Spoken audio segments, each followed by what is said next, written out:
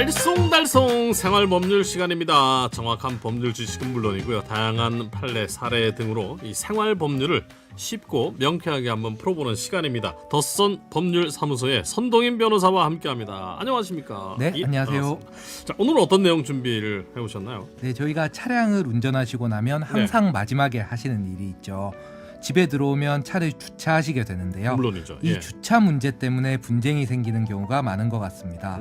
지난주에도 한 벤츠 차량 옆에 보복 주차를 한 사진이 인터넷을 뜨겁게 달궜는데요.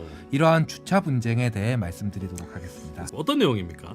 네, 인터넷에 올라온 사연은 이렇습니다. 한 벤츠 차량이 주차선을 침범해 주차를 하였는데요. 이걸 본 어떤 시민이 굳이 상대 차량의 운전석 쪽에 바짝 붙여 주차를 해버린 것이죠.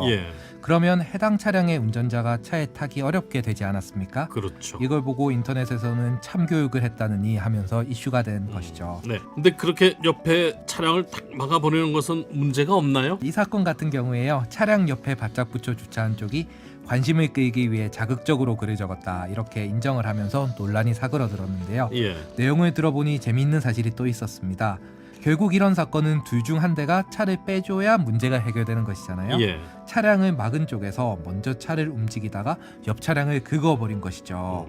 이런 경우에 자신이 움직이다 차를 긁은 것이니 본인 과실이 더 크게 나오는 것이고요. 차량 수리비까지 물어주게 된 것입니다. 그 주차 분쟁은 오히려 본인이 피해를 보는 경우군요. 그렇다면은 이런 경우에 만약 차를 안 빼주고 끝까지 버티면 어떻게 되나요? 참 어려운 문제인데요. 그런데 이런 분쟁이 대법원까지 올라갔던 사례도 있었습니다. 그래요? 차로 막은 건 아니고요. 무단 주차한 차량의 앞 범퍼에 쇠사슬로 손수레를 묶어두어 차량 운전이 어렵게 만든 사건입니다. 결론부터 말씀드리면요, 이 경우 문제가 되지 않는다, 이래서 무죄가 나왔습니다. 이게 아무런 문제가 되지 않는다. 네, 딱히 처벌할 근거 규정이 없었기 때문인데요. 결국 기소는 업무방해죄로 이루어졌습니다.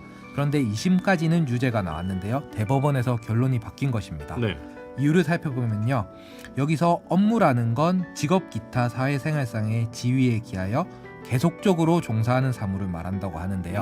하필이면 이 차량의 운전자가 가정주부였고 개인적인 용무로 주차를 한 것이었습니다. 그러니까 업무에는 해당하지 않는다, 이렇게 본 것이죠. 업무용 차량하고 개인용 차량이 조금 다르게 취급이 된다는 게 법의 해석이다, 뭐 이렇게 이해를 해도 되나요? 네, 그렇습니다. 형법은 엄격하게 해석을 하고 있기 때문에요, 어쩔 수 없는 면이 있는데요.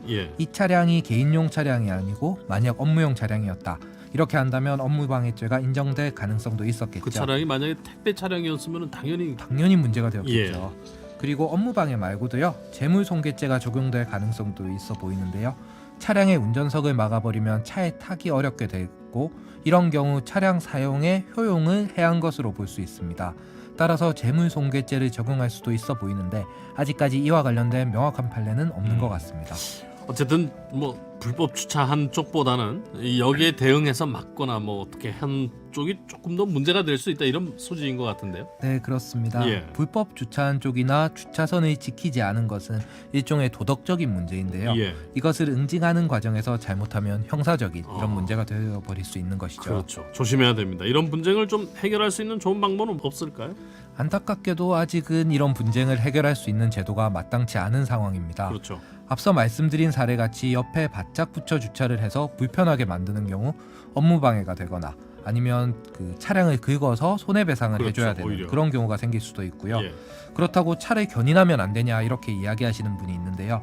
주차장은 대부분 사유지입니다. 사유지라서 도로교통법에 따라 견인 조치를 하는 것도 어렵고요. 견인하는 과정에서 차량이 파손되기라도 한다면 결국 다 물어줘야 되니 현실적으로 어려운 방법이죠.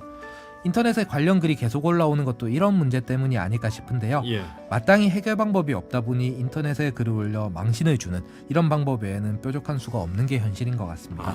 뭔가 좀 관련 법률을 개정해야 할 필요가 있지 않을까요? 맞습니다. 가장 좋은 방법은 시민의식이 성숙해서 자발적으로 이런 얌체 주차나 갑질 주차를 하지 않는 것이 최선이겠죠. 하지만 그게 어렵다면 현실적으로 이를 제재할 법률이라도 제정되어야 할 것 같은데요. 예.